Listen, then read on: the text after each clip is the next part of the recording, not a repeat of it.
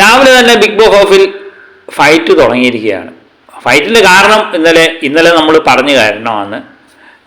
നമ്മൾ ഇന്നലെ തന്നെ പറഞ്ഞിരുന്നു, ഇന്ന് രാവിലെ തന്നെ ഫൈറ്റ് തുടങ്ങാനുള്ള കാരണം ഇന്നലെ തന്നെ ഒപ്പിച്ച് വെച്ചിട്ടുണ്ട്. അപ്പോൾ ഏതായാലും ഇന്നലെ ഗബ്രിയും ജാസ്മിനും ആഹാരം എടുത്ത് മാറ്റിവെച്ചിരുന്നു. അവർക്കുള്ള ആഹാരം അത് ഗബ്രി തന്നെയാണ് മാറ്റിവെച്ചത്. അപ്പം കിച്ചൺ ടീമിൻ്റെ ക്യാപ്റ്റനായ അസ്ബര പറഞ്ഞതനുസരിച്ചാണ് ആഹാരം മാറ്റിവെച്ചത്. പക്ഷേ അവർ രണ്ടുപേരും ഇന്നലെ ആഹാരം കഴിച്ചില്ല. അതിന് കാരണമായി പറയുന്നത് ജാസ്മിൻ ഇന്നലെ മുതൽ ജോലി ചെയ്യുന്നില്ല. ജോലി ചെയ്യാത്തത് ഇതിൻ്റെ പേരിൽ ഫിബിനുമായി, പവർ ടീമിൻ്റെ ഫിബിനുമായി വഴക്കുണ്ടാകുകയും അപ്പോൾ ഫിബിൻ പറഞ്ഞു കുഴപ്പമില്ല, തിന്നും കുടിച്ചും ഇങ്ങനെ അങ്ങ് കിടന്നു എന്നുള്ള രീതിയിൽ പറഞ്ഞെന്നും, അതുകൊണ്ട് ജാസ്മിൻ ആഹാരം കഴിച്ചില്ല. ജാസ്മിൻ ആഹാരം കഴിക്കാത്തതുകൊണ്ട് ഗബ്രിയും ആഹാരം കഴിച്ചില്ല. ജബ്രി ഒന്നാണല്ലോ അല്ലേ, ജാസ്മിനും ഗബ്രിയും കൂടെ ചേരുമ്പോഴാണ് ജബ്രി ഉണ്ടാകുന്നത്. അതുകൊണ്ട് അവർ രണ്ടുപേരും കൂടെ ഒന്നാണ്.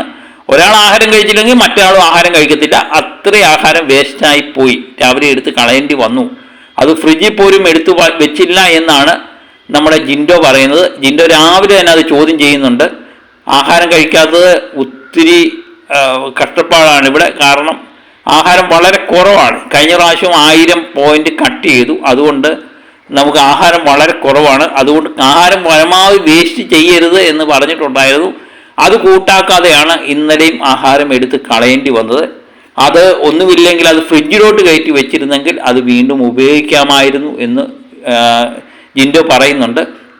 അപ്പം അതുമായിട്ട് ബന്ധപ്പെട്ട് ഫിബിൻ പറഞ്ഞുകൊണ്ട് ആഹാരം കഴിച്ചില്ല. അപ്പം ജാസ്മിനെ പറഞ്ഞു കഴിഞ്ഞാൽ ഉടൻ തന്നെ ഗബ്രിയേക്കും. ഗബ്രിയുടെ വാല് ജാസ്മിൻ്റെയും ഗബ്രിയുടെയും വാലാണ് റസ്മിൻ കയറിയേക്കും. അങ്ങനെ അതൊരു കൂട്ട വഴക്കിലേക്ക് പോയി. ഇതിന് രസകരമായൊരു സംഭവം അതിനിടയിൽ സംഭവിച്ചു. റസ്മിനും ഗബ്രിയും ഒരു വശത്ത് നിന്ന് പറയുന്നു, ജാസ്മിനുമായിട്ടാണ് ജിൻഡോ സംസാരിക്കുന്നത്. ജിൻഡോ ജാസ്മിനോട് ചോദിക്കുന്നു എന്തിന് നിങ്ങൾ ആഹാരം എടുത്ത് വേസ്റ്റാക്കി എന്നുള്ള രീതിയിൽ ചോദിക്കുന്നുണ്ട്. ക്യാപ്റ്റൻ എന്ന നിലയിലാണ് ചോദിക്കുന്നത്.